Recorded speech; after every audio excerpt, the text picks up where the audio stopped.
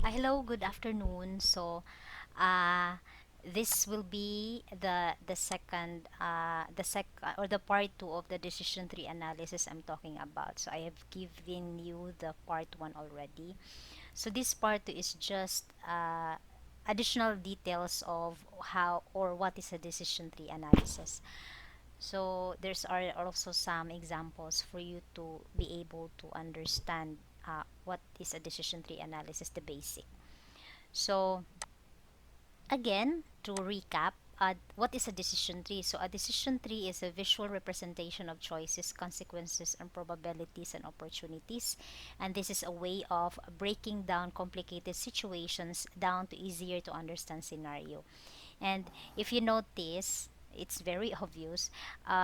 Decision tree analysis is actually represented by a tree. So it is a tree because we have the root nodes na atay gitawag nga mga branch nodes. Root node is considered to be as the choices or the alternative, while the branches node are considered to be the chances or the probabilities and the opportunities and then the outcome. And it will actually give you a clear view of what will be your alternative if you choose this alternative or if you choose the second alternative, because break it actually break down up to what will happen, or let's say for example, if the decision is about financial matter, it will give you the output or what will be the payoff if you choose this compared to the other. Okay, so uh, decision tree analysis has two. Uh, Decision tree analysis comprises of two main basic elements. So we have the nodes and then we also have the branches. Okay, so notation used in decision tree. So these are the symbols bigitawag ana, or the notations, or yeah, the symbols in which how you're going to represent the if it is alternatives, or if it is choices, or if it is the outcome already, or the lines that connect between the root node or the alternative node or the chances node. Okay, so the box and the square is used to show a choice that she has to make. So these are the alternatives or the decision mode. This is where the alternative lies. Let's say for example, if you have two choices: to continue the study, or to stop the study in order to have a job, or to continue the study in order for you to have a bachelor degree, or to that one. So you have to choose either that one. And then when we say circle, this is used to show that a probability outcome will occur. So these are the chances node. The mura ba siya og kanang the difference between this alternative and then the other alternative. So this is what we call the circle, is what we call the chance node, the outcome node, or the event node. So either of those. And the line that connecting between the box, the square, the circle, the alternative, and then the chance node are the outcomes, or are used to connect the outcomes to their choice or probability outcome. So this is how it looks. The diagram of a representative decision tree. So we have this one. If you can still recall, the box square is the alternative. So we have the decision branch, or what we call the alternative branch. And then the C1, D1 is a decision branch. The C1 are actually the chance branch. These are the chance branch or the event nodes, this one. And then the D2 and the D3, these are part of the decision branch given these chances. And then we have the terminal branch, and then and so on and so forth, depending kung how much is the factor under those chances. And then so we have an example. The first example is about, this is more on the financial related uh, decision tree analysis, or the decision analysis. So let me read this. So this is about the Mary's factory. So Mary is a manager of a gadget factory. Her factory has been quite successful the past 3 years. By the way, ang factory niya is devices, electronics. So she is wondering whether or not it is a good idea to expand her factory. this year. The cost to expand her factory is 1.5 M or 1.5 million dollars. If she does nothing and the economy stays good and people continue to buy lots of gadgets, she expects 3M in revenue, while only 1M if the economy is bad. So, bali, the first paragraph is actually she has a factory for gadget or for electronic devices. Now if she wants to expand, it will cost her 1.5 M.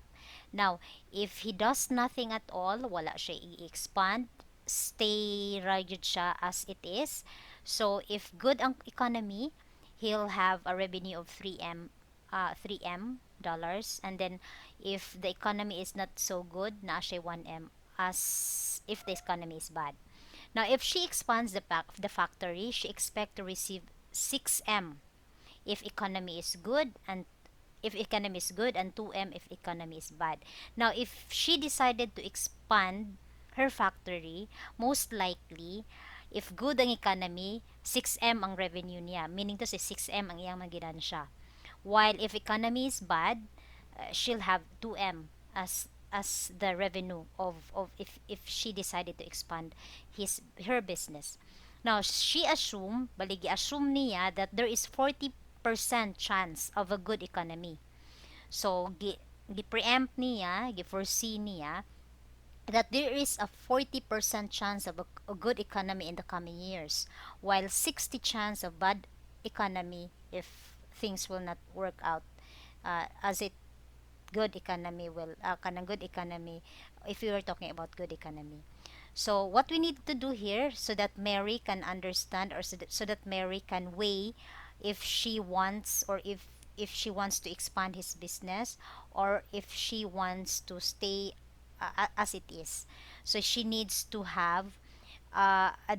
needs to use a decision tree analysis for him to get what will be the payoff of whether he choose the first alternative. The first alternative is to not to expand, to stay as it is, and then the second one is to expand. Okay, so the decision tree will be like this.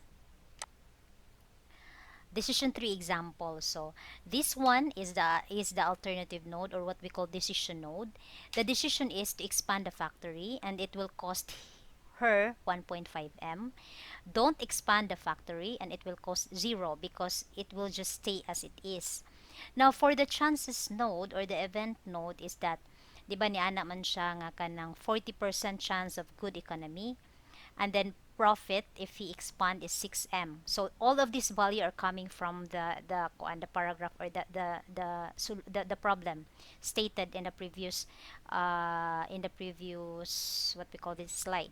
So again, Mary actually assumes that there is a 40% chance of a good economy, and then the profit will be 6M. That is if she expand. And then there is a 60% chance of bad economy. Well, the profit will be 2M or $2 million. Now, on the other alternative, don't expand the factory. The cost is 0 because it will stay as it is. So still, in the chances, there is a 40% chance of good economy, and then the profit will be 3M. That she will not shell out any money at all because the cost not to expand the factory is 0% or $0. Now, there's also in don't expand factory, there's also a 60% chance of bad economy. So it will have the payoff of 1M only.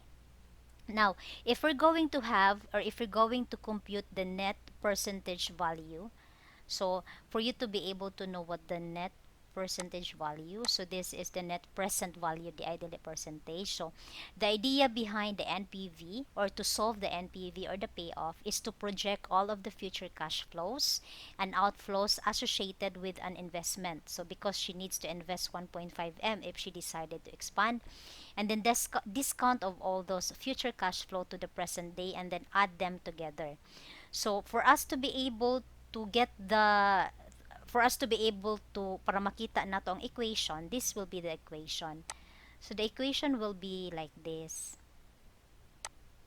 NPV, or the net present value, with if she decided to expand, will be the 40% of a good economy times the 66 m 6 m dollars for the profit, plus the 0.6% chances of bad economy times the 2%, $2 million as profit if it is bad economy, minus the cost for her to expand the factory, which is 1.5 m. So the answer for that will be 2.5 m. So even if she expanded the factory, and then it will cost her 1.5 m, naagihapon siya pay off or profit nga 2.5 m. Okay? Now, how about the net present value if she will decide not to expand? So if she will decide not to expand, the equation will be still 40% of the chances of a good economy. So times 3%, this one 3%, $3 million for the profit if it is a good economy, plus the 60% chance of bad economy, and then the profit will be 1m. So the total payoff for that will be the 1.8m will be the profit if she doesn't expand his business, or if she decided not to invest or not to expand her business. So 2.5 m dollars is greater than 1.8 million dollars.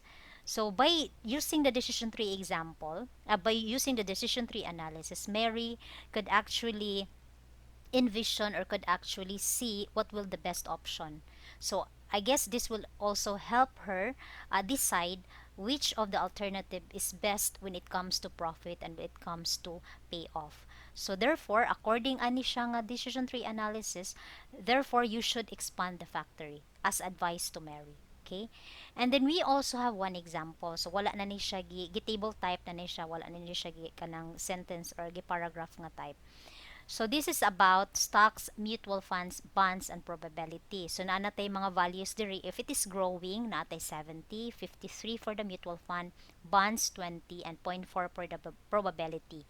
And then for the stocks, if it is declining, meaning to say niubos siya, if makanotice mo anang mga stocks na anay up, na anay down, so this is the growing and then the declining.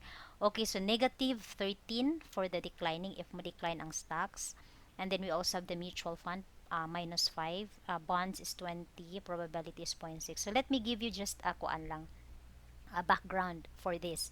So when we see stocks manggod, ang stocks taas ni siya og kanang profit, but the declining is also dako because stocks are usually, kung mopalit kag stocks or modula kag stocks are actually those investment that are done through the blue chips company. So kung nag-stocks ka o kung naghatag kag stocks sa kanang mga private companies or nipalit kag stocks for the private companies, the risk is high.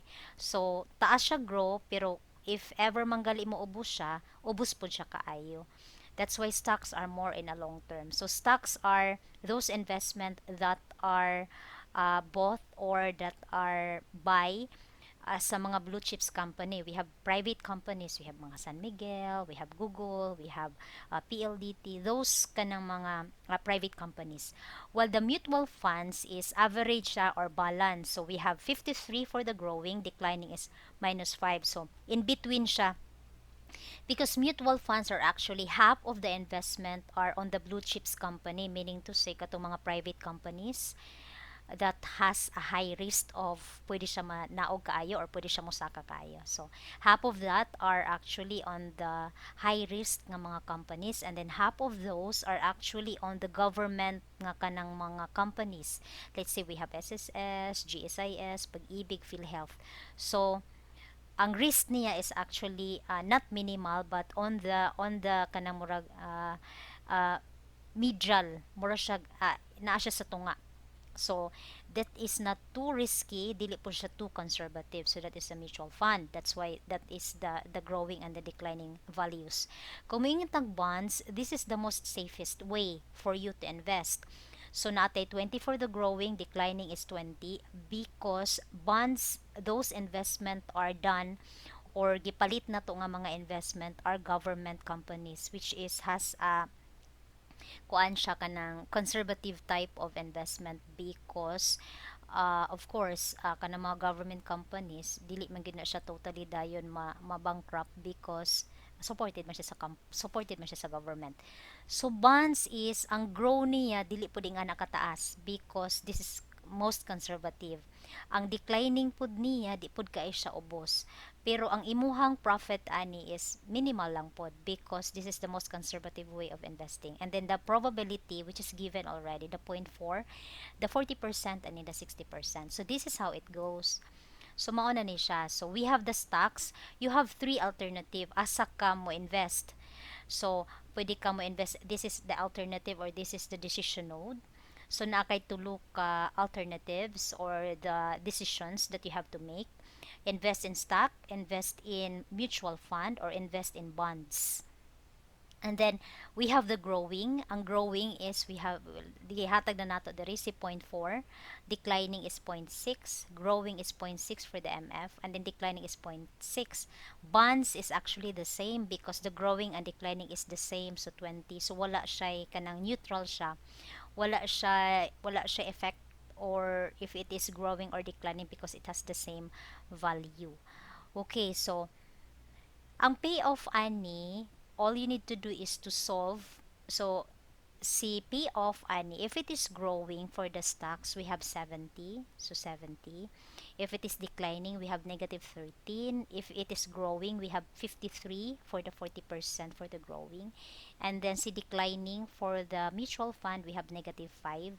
And then this one is all is 20. So if you're going to have the decision tree analysis, pwede ra gini siya mausa si bonds because it doesn't matter if it is growing or declining because it has the same amount. Wala siya bearing ba.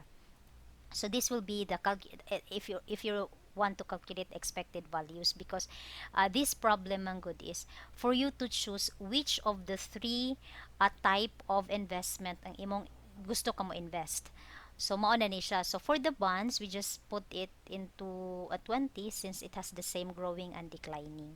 So this is the same amount we have in the table. Okay, to calculate the expected value, so this is how it goes.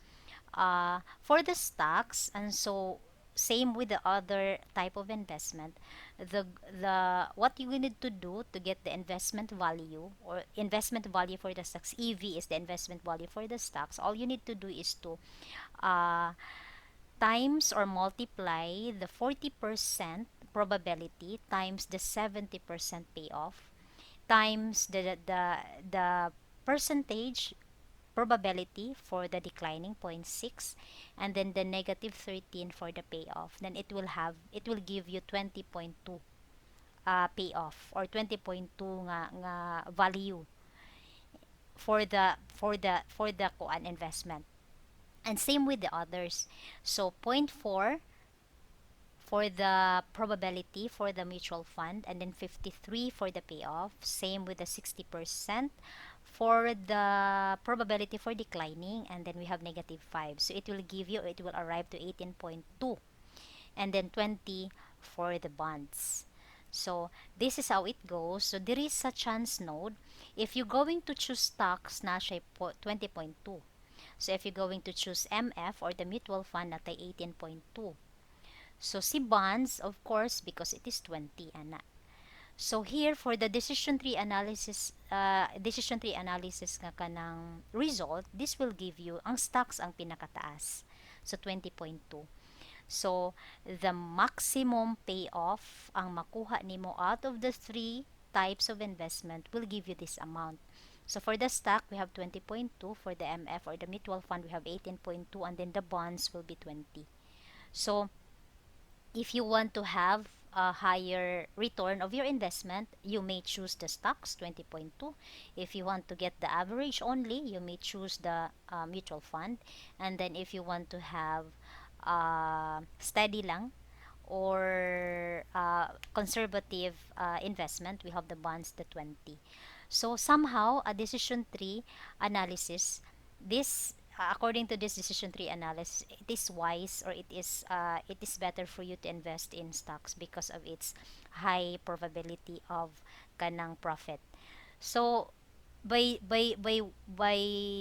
translating your alternative into decision tree, or analyzing it using the decision tree model, somehow it can give you a clear view of what will be the good solution, or what will be the best solution of alternatives that is given to you at hand. Okay, so these are just a representation. So I hope you'll be able to get the idea of what is a decision tree, and what are those notations, and what are those kan bang idea of a decision tree, the basic foundation of a decision tree. And tomorrow, hopefully, I can give you the instruction or the details of what will be your project for this subject CS326.